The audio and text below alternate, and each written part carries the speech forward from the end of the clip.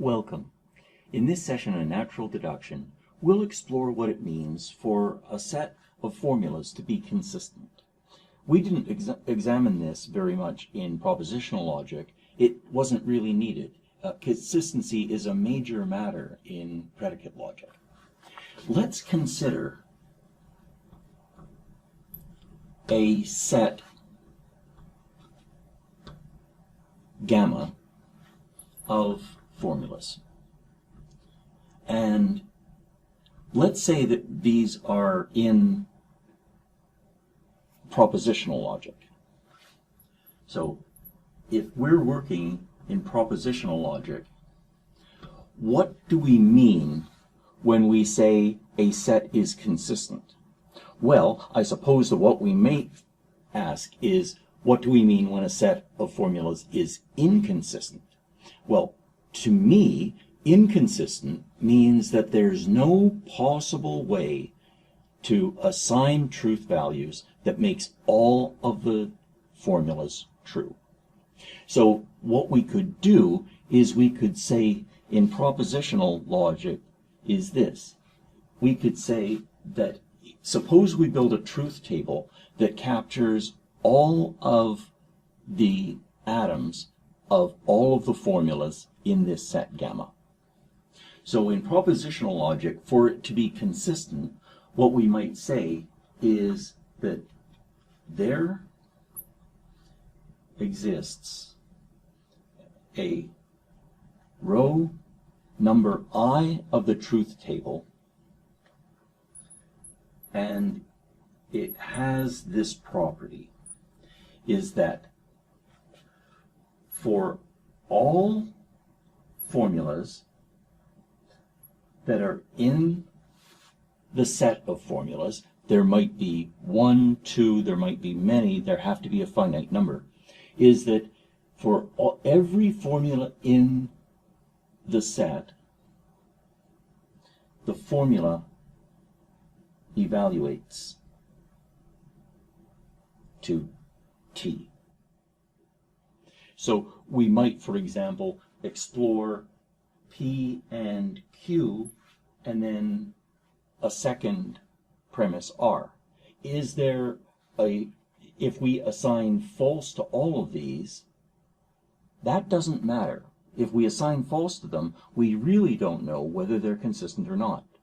We know that they're consistent because there is an assignment that makes both of these true. If we assign T to P, T to Q, and T to R, then P conjoined with Q is true, R is true, and each of these is true. So there exists a row. So when we say that a set of formulas are consistent, what we mean is there is a way to make them all evaluate to T.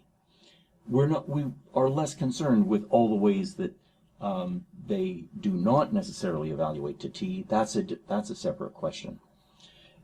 Suppose that we have something like P and Q, and then we have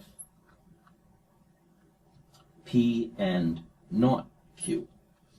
There's no truth assignment that will have, so this is yes, these are consistent, and then there's no, if we have a 4-entry truth table, we'll quickly discover that there's no row in which both of these formulas evaluates to T, and so the answer would be no, those are not consistent.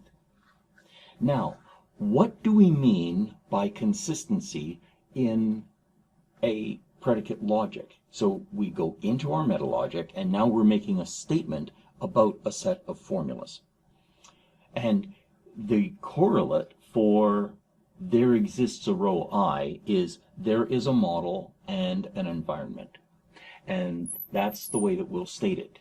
So we'll say that a set gamma is consistent. Consistent is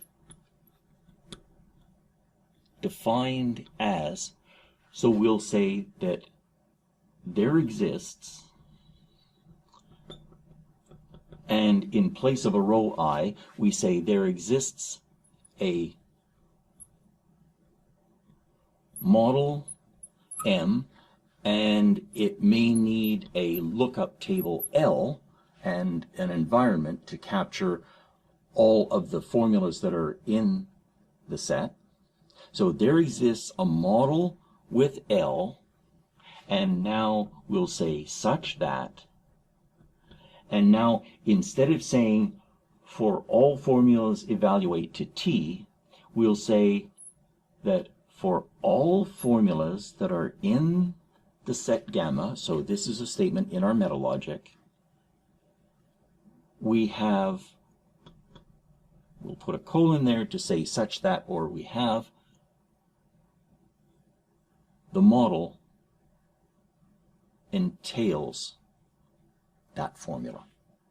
And that is the correlate to these. So a question is, how would you go about showing that? And you can do this within the meta logic by having a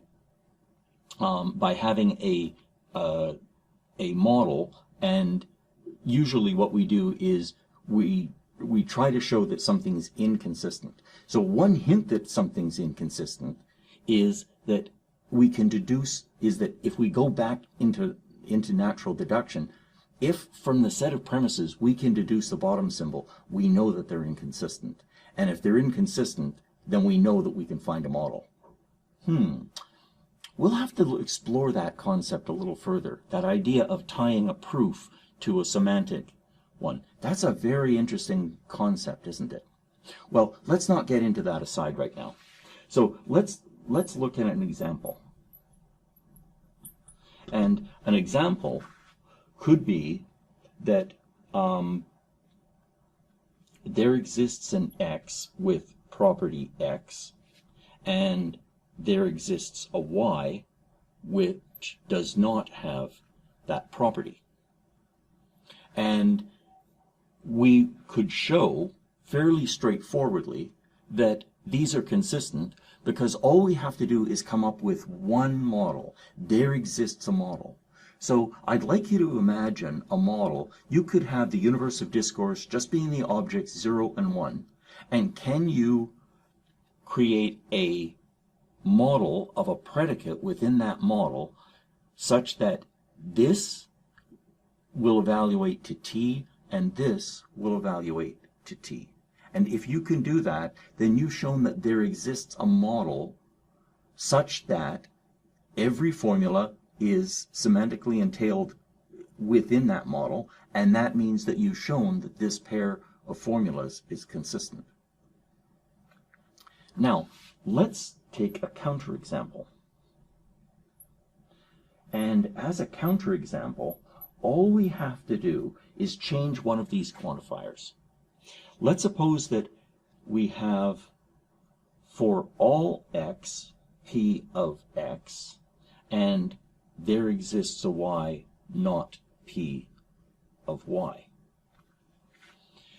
And the challenge here would be to show that it's impossible to find a model such that both of these formulas evaluate to T within that model.